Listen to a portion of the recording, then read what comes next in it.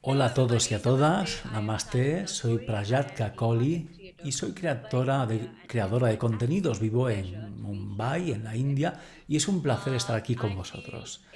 Estoy orgullosísima por poder estar en el mismo encuadre que alguien a quien hemos admirado tanto tiempo, alguien que es una verdadera inspiración.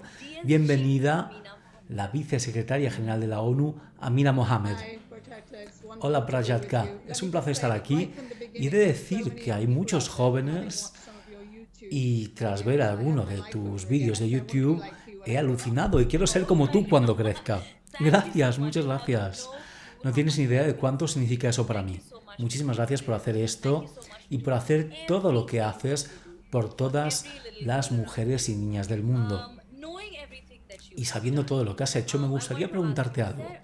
¿Ha habido algún incidente concreto que haya despertado tu interés para hacer todo el trabajo que haces, sobre todo con igualdad de género? Bueno, si lo pienso en los primeros años de mi trabajo, cuando trabajaba en equipos de diseño para escuelas, edificios públicos, hospitales, recuerdo cuando terminábamos un hospital, de repente no teníamos los recursos para construirlo y me pedían que los buscase y fui al Banco Africano de Desarrollo y era mi primera experiencia allí y ellos me desafiaron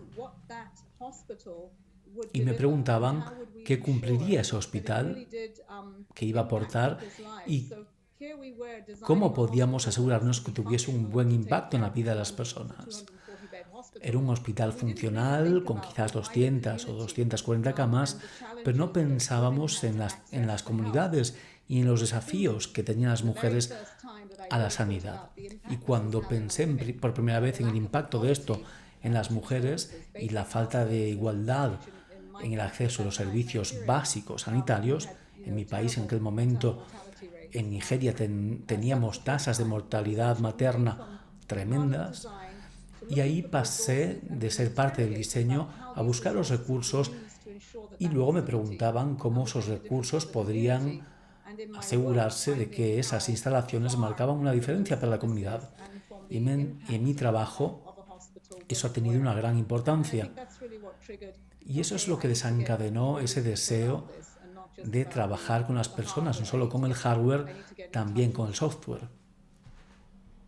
Bueno, como sabes, estamos en un momento muy extraño ahora mismo. Estamos intentando superar una pandemia y hemos tenido grandísimas pérdidas sanitarias económicas. Y dado como ha ido el año 2020 y la pandemia, hay muchísimas pérdidas y muchas crisis que se han que se han creado por lo que ha ocurrido. Pero aún no lo conocemos todo, aún hay muchas cosas que están en la sombra. ¿Y cómo ha afectado la pandemia a las desigualdades? ¿Y cómo atrasa el progreso de las mujeres y las niñas? Estoy segura de que algunas cosas aún no se han revelado, pero creo que lo harán pronto. Sí, muchas cosas ya se están revelando y en el 2020 iniciamos la década de acción para los ODS y de repente hubo una pausa con regresiones. Las mujeres fueron las que tuvieron mayor impacto, lo vemos en la economía, sobre todo en la economía informal, en la que las mujeres son casi invisibles, sin embargo aportan muchísimo. La economía informal fue el primer elemento afectado por los confinamientos, también la educación de las niñas, debido al cierre de las escuelas, a la falta de acceso de la tecnología y al mundo digital. Todo el mundo en los países desarrollados pues pasaba a trabajar en línea o a estudiar en línea, pero en los países en desarrollo esto ya no podía ocurrir, no había ese acceso. Y en estos tiempos de pandemia tenemos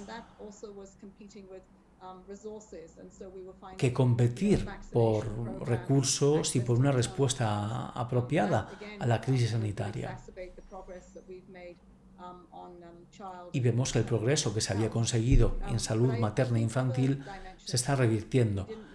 Y creo que en otras dimensiones no lo entendemos tan bien y que esto se verá con el tiempo, incluso en temas de salud mental, de aquellas personas que de repente se vieron encarceladas con sus agresores. Y también hay mucho estrés y mucha ansiedad en las mujeres que tienen que cuidar de la familia, proveer su sustento, todo ello en una situación nunca antes experimentada. Y todo el tema del trabajo en cuidados no remunerados es algo que nunca hemos entendido bien, pero hemos de tenerlo en cuenta si queremos salir bien de esta crisis. Creo que la ansiedad que los jóvenes también han sentido en ese momento, cuando la interacción humana se daba por sentado y de repente ya no era posible, aunque la interacción en redes sociales esté ahí, pero hay una parte importante con la interacción humana que ha desaparecido y eso causa mucha ansiedad. También el futuro incierto, porque estamos en un periodo muy incierto con muchas realidades diferentes. El cambio climático no se paró. Aunque el mundo estuviese confinado, el cambio climático continuaba. Y muchas personas han sufrido por ello, sobre todo jóvenes y mujeres. Y creo que los desafíos que ha exagerado la pandemia es que hay más gente en situaciones de pobreza, pero nos ha permitido entender mejor qué tenemos para lidiar con estos desafíos y con estos extremos. Gracias, de hecho iba a preguntarte sobre eso. Estamos en tiempos oscuros y difíciles, pero me gusta ver la parte positiva. Siempre lo hago. ¿Y cuál es la parte positiva que podemos ver ahora? Porque quizás haya algo bueno en todo lo que ha ocurrido. Sí, claro, yo de hecho también soy una optimista empedernida y me encanta hablar de la realidad, porque quiero que la gente entienda que conocemos cuáles son sus problemas y que están en primera plana, que no dejamos a nadie atrás. Y creo que lo que ha hecho la pandemia ha sido aportarnos una mejor comprensión de dónde hay esas brechas y qué hemos de hacer para dar un gran salto, y podemos hacerlo en tiempos de pandemia, porque mucha gente está mucho más centrada en qué ocurre con el dinero en el sector público, en el sector privado, en nuestros bolsillos, y cómo se puede utilizar para lo necesario, no necesariamente para lo que queremos. Y esto ha sido algo importante para muchas personas, tanto para el erario público, porque sin recursos y demanda no podemos hacer nada. Hay también más responsabilidad y vemos más protestas donde los jóvenes piden sus derechos a cosas básicas, y también paquetes de estímulos que se han creado. Y si se necesitan más inversiones para ser más ecológico y tener mayor conectividad y que las escuelas estén mejor conectadas, así como los servicios sanitarios y también el mundo del trabajo. Esto puede ocurrir y veo muchas oportunidades donde tenemos recursos disponibles que están en esta respuesta para una mejor recuperación. Veo mucha atención en la transmisión intergeneracional y creo que por primera vez estamos viendo que no se trata de marcar una casilla para ver cuántos jóvenes tenemos, sino ver que lideran, que escuchamos y que les permitimos formular esas agendas a futuro, porque el futuro de las ciudades son los jóvenes y la tecnología, y esto puede ocurrir ahora. Y para lidiar con ello respondamos para que esa mejor reconstrucción cree una mejor era, un nuevo día. No se trata de hacer las cosas de la misma forma. Hemos de cambiar la ortodoxia en todo lo que hacemos para tener un futuro mucho más seguro y próspero, y un mundo en el que no tenemos que pensar en hacer historia. Y hemos de crear un esfuerzo adicional para que las mujeres estén presentes en este debate. Gracias. Hay una pregunta que me emociona mucho y me encanta formulártela a ti y a mujeres muy inspiradores con las que hablo. Tú pasas casi todo tu tiempo haciendo un trabajo fantástico y una cantidad enorme de trabajo que mejora nuestro mundo, pero ¿hay algo que haces en tu día que no es productivo en absoluto?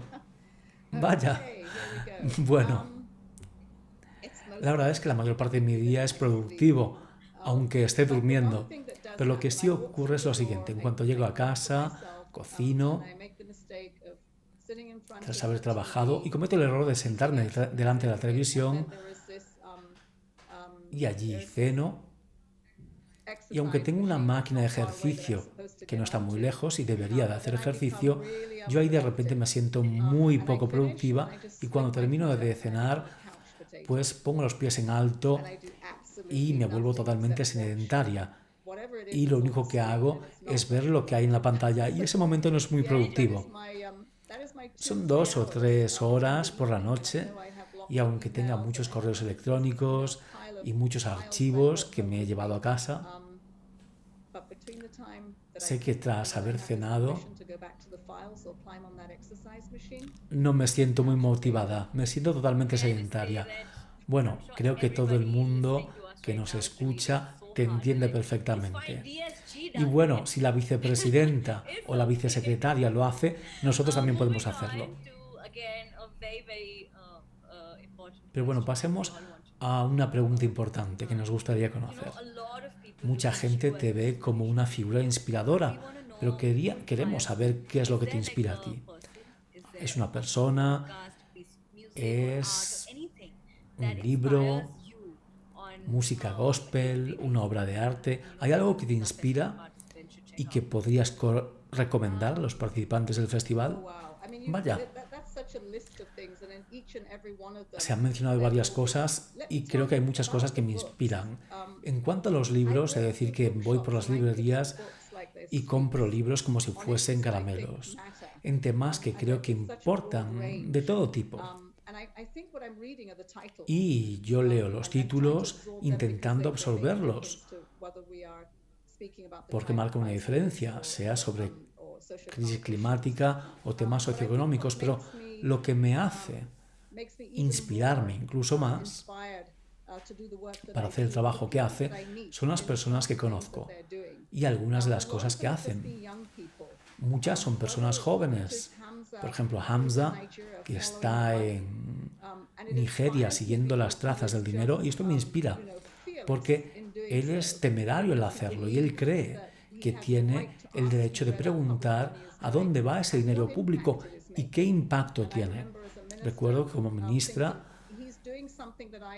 pensaba, él está haciendo algo que yo no puedo hacer. Y esto es muy útil y lo animo. Y aquí en Kenia tenemos un programa de alimentación escolar donde estamos viendo la diferencia que marca para niños que quizás de otra forma no tuviesen esa comida. Y cuando fui a visitarlo, ellos me comentaban que era fantástico tener una banda, tener esas comidas y ver el entusiasmo de aquellas niñas que podían hacer tantas cosas y que hacían, bueno, ayudaban en su comunidad y ayudaban a millones de niños. Y quizás la última cosa inspiradora que he visto más recientemente ha sido a una joven en mi país que decidió que iba a desafiar el statu quo en cuanto a la edad para presentarse a un cargo público. Las mujeres no somos demasiado jóvenes para presentarnos y finalmente consiguió un proyecto de ley que llevó muchísimo tiempo y finalmente esa ley se implementó y creo que hemos de pensar a futuro de esa forma. Yo todos los días conozco a personas que quizás no tengan un nombre conocido, pero que tienen un corazón, un alma, energía, inspiración y visión sin igual. Y esto es lo que me inspira a diario. Y es un placer para mí poder conocer a estas personas. Eso es fantástico. Gracias, vicesecretaria general. Es un placer. Disculpe que balbucee, porque sigo impresionada al hablar con usted. Y hoy es uno de los mejores días de mi vida. Muchísimas gracias por hablar conmigo y por inspirarnos y continúa haciendo lo que hace. Nos inspira a diario y usted es maravillosa. Gracias. Y digo lo mismo. Y de aquí obtenemos nuestra inspiración y este viaje necesita que nos acompañemos, porque todos tenemos algo que añadir. Y espero que disfrutéis de este festival. Creo que os van a desafiar a cambiar la ortodoxia y también podemos vincularnos a nivel colectivo e individual en las acciones necesarias para ver la parte positiva y eso ha de ocurrir. Y siempre cierro citando a Mandela, que decía que todo parece imposible hasta que se hace. Gracias, muchísimas gracias. Gracias, un placer.